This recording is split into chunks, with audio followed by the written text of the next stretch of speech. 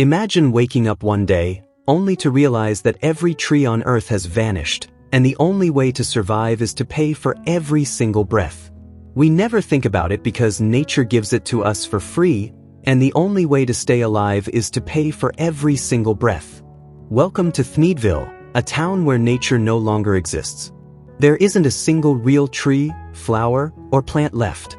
Everything from the houses and roads to the colorful trees lining the streets is made of plastic and other synthetic materials.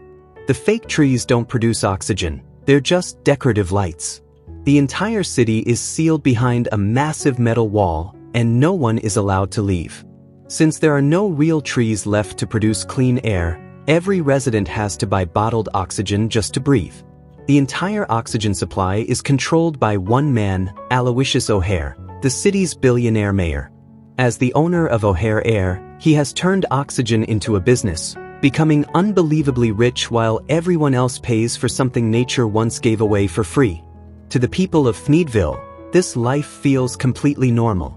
They've been taught that plastic is better than nature, and almost no one even remembers what a real tree looks like. Ted, a 12-year-old Thneedville resident, is the next person we encounter. He has feelings for Audrey, a 14-year-old girl who lives next door. The astute child purchases a remote-controlled airplane one afternoon and purposefully crashes it into her garden to gain her attention. His strategy is successful, and Audrey extends an invitation for him to visit her home so she can show him a painting she created of a tree. She tells him that seeing a real, living tree grow on her terrace is all she could possibly want, and she would wed the person who fulfilled her desire. Ted devises a scheme to satisfy his crush's need and win her over after learning this. He asks his family that night if he can still get a tree and what happened to the actual ones. Claiming that natural trees are filthy and useless, his mother tells him to stop thinking about those things. But he learns about Once-ler, an enigmatic man who lives beyond the city, from his grandma Norma. She discloses that Once-ler knows what happened to the trees and will inform anyone who gives him an old snail, a nail, and 15 cents. Ted then takes his motorcycle and sets off on a perilous quest to locate the unfamiliar man. He finds one of Thneedville's exits, which is situated in a remote area of the city, by following the town's drainage systems. O'Hare is meeting with his staff in the meantime, and they come up with the idea to produce another bottled clean air product and further pollute the atmosphere. The mayor is in favor of the plan since he knows it will increase his earnings at the expense of the populace. But the discussion is cut short when two security officers show up and tell them that a boy has escaped the city by breaking into the security system. O'Hare is infuriated by this and gives them the command to locate the child right away. After that, the action returns to Ted arriving in a hostile and untamed area outside of town. He strolls through the smog-covered, barren countryside, which is littered with chopped tree stumps, until he finds a lonely cottage. Ted rings the bell, and Once-ler's nameplate appears on the cottage. He is launched into the air and caught on a huge hook when a trap is suddenly activated. An elderly guy named Once-ler peers out the window and tells the boy not to come back again. Ted, however, is adamant that he wants to know more about the trees and even offers the present he brought. Once-ler is finally persuaded by this and admits that he is to blame for the tree's disappearance. After that, we witness a young, aspirational Once-ler in a flashback from many years ago. He makes the decision to leave home one day with the goal of developing a groundbreaking innovation that has the potential to transform the world. His whole family doesn't seem to be encouraging and doesn't think he can be successful. Once-ler, however, exudes confidence. After months of trekking, he eventually reaches a stunning, colorful forest where creatures coexist peacefully. The unique leaves of trufflia trees resemble long, colorful woolen threads. Ler sees this and decides to use the wool-like leaves to create a multipurpose cloth. When he starts to remove the material, the woodland creatures object and band together to voice their disapproval. Once-ler distracts them, though, by giving the animals marshmallows, which they like. As they start consuming the junk food, Once-ler seizes the chance to start down a tree. The animals attempt to stop him after realizing their error a short while later. However, it's too late now. The animals are terrified when he chops down the tree and takes it with him. A mysterious deity known as Lorax appears from the trunk of a fallen tree as a tremendous lightning bolt strikes. The Lorax is a mysterious humanoid with a yellow mustache and orange fur. When he learns that a stranger has broken into their forest and chopped down a tree, he becomes furious. Soon after, Lorax approaches Once-ler and claims to be the protector of the forest. He tells the stranger that what he did was wrong and insists that he go right away. Lorax is unaffected by Once-ler's attempt to entice him with marshmallows, believing him to be just another animal. He tells Once-ler that the complete wrath of nature will descend upon him and bring misery until the end of his life if he does not leave by dusk. Once-ler, however, thinks he is bluffing and doesn't think this little monster is capable of doing any damage. After that, the action shifts back to the present, and Once-ler invites Ted to go for home after pausing his narration. He informs the child that he must return tomorrow if he wishes to hear the remainder. Ted agrees and goes back to the town because he has no other choice. The following scene reveals that Audrey is celebrating her birthday, and Ted has given her a real tree as a gift. The act makes her very happy, and she leans in to give him a kiss. Ted discovers it was all a dream as his mother wakes him up before the moment can occur. Resolved, he picks up his bike and gets ready to slip out of town to see Lear once more. This time, though, O'Hare and his men stop him en route. Because he doesn't want his business to collapse, the avaricious mayor doesn't want others to learn about trees. O'Hare indicates that he is aware of Ted sneaking out of town despite the boy's attempts to seem innocent. Reminding Ted that he has surveillance cameras all over the city and even keeps an eye on his mother and grandma, he cautions him not to mess with him. Ted, however, ignores all the warnings and slips out of town once more as soon as O'Hare and his men depart. He meets Once-ler, who continues to tell his tale. A flashback of Once-ler making a scarf out of the woolen leaves is then shown.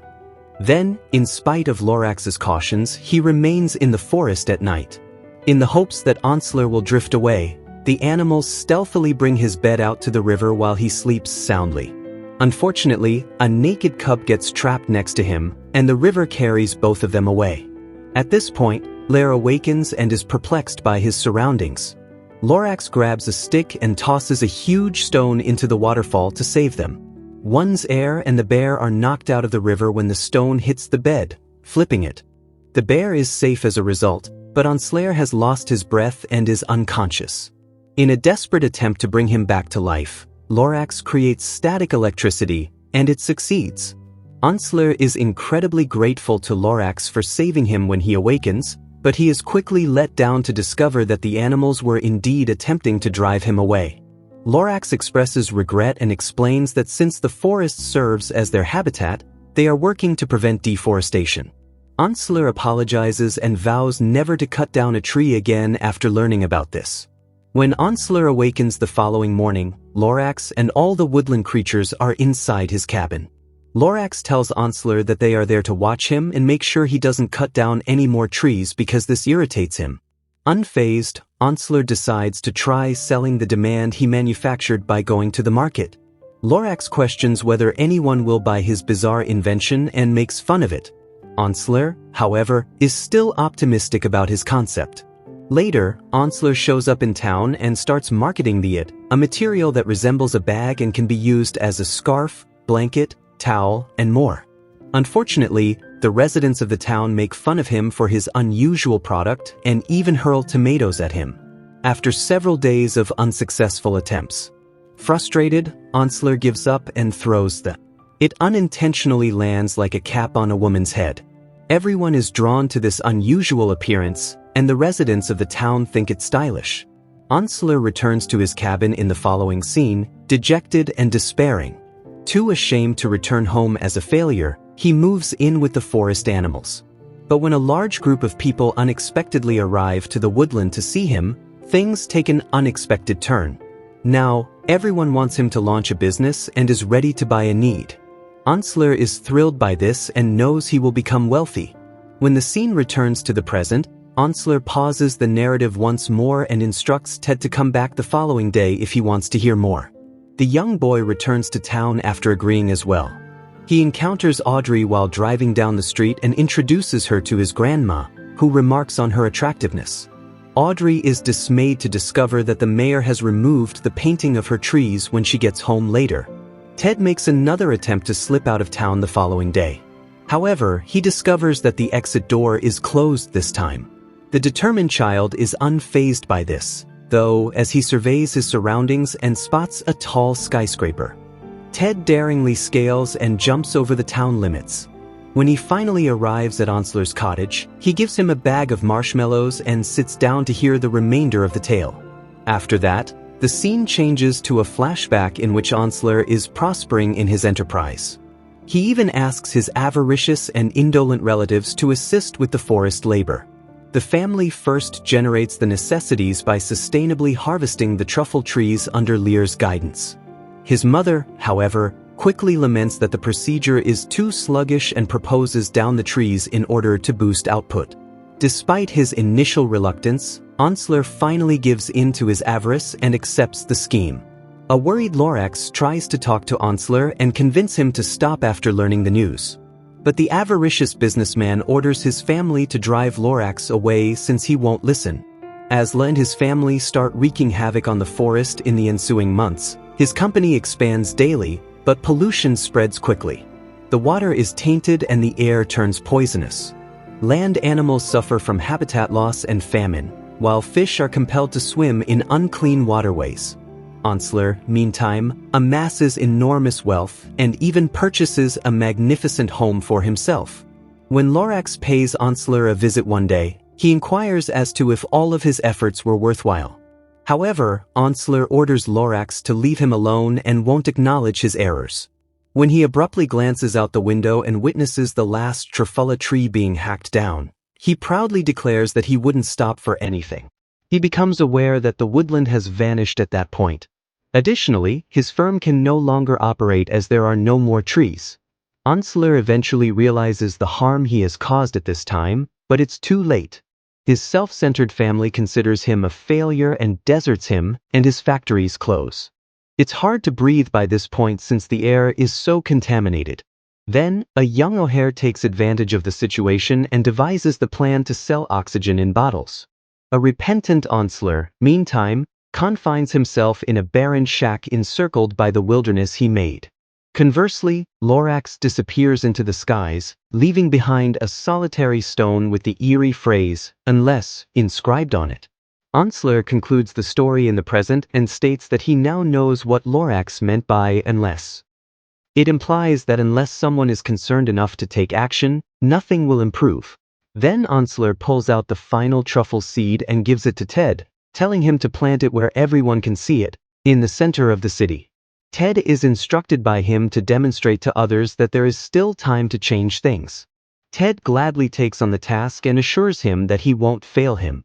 After that, a driven Ted uses the drainage to go back to town. Along the way, he disables the security camera, but it still records enough to warn O'Hare about the seed. Ted meets Audrey en route and invites her to visit his home at a later time. Ted runs to his room to get a bottle of water to sprout the seed as soon as he gets home. However, Ted's mother interrupts him and asks him to come into the living room. Then Ted sets the bottle down and shuts the door so forcefully that water falls across the seed.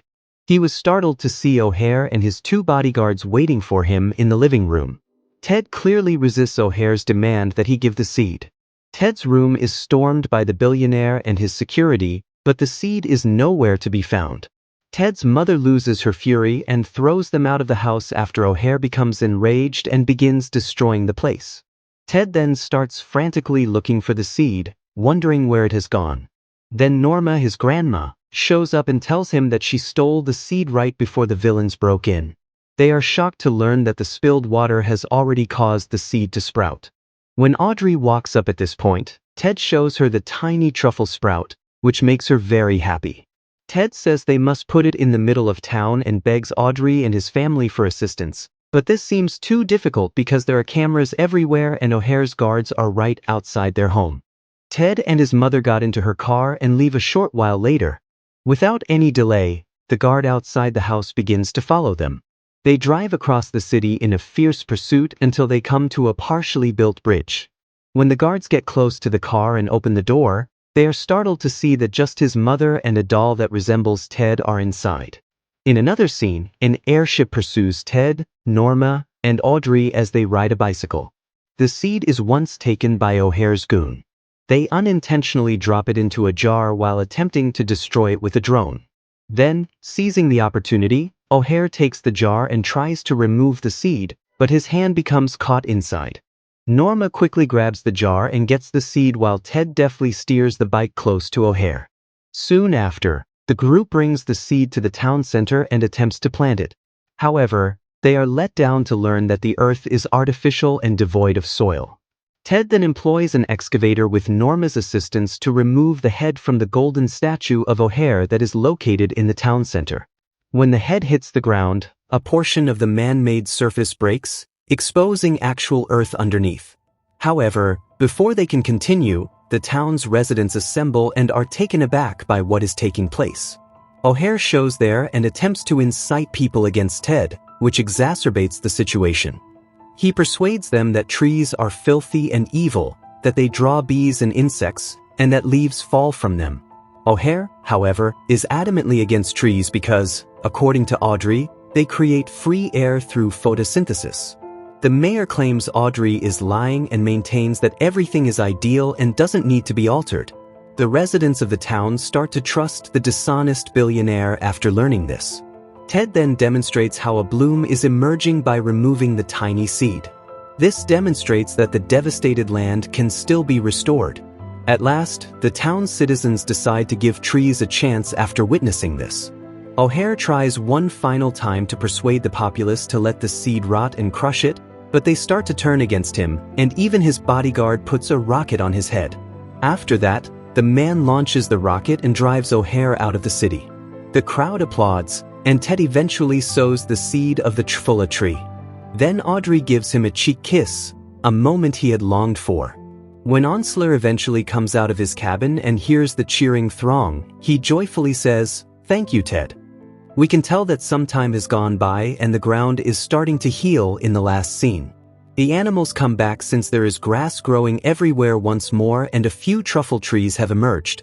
As the movie comes to a close, the Lorax returns to the forest and tells the Once-ler that giving Ted the seed was the right choice.